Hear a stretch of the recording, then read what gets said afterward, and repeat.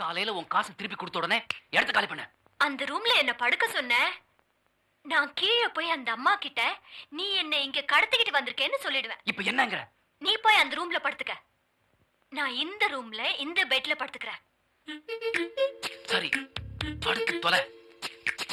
எனக்கு பசிக்குது. சாப்பிட ஏதாவது இருக்கா? ஒண்ணு பணம் இல்ல பசி. இதை விட்டா வேற எதுவும் தெரியாதா? இதான் இருக்கு, வேணா சாப்பிடு. இது சாப்பிடறதுக்கு பட்னி கிடக்கலாம். அப்ப கடை. இதான் சான்ஸ்னு சைட் அடிக்கிறியா?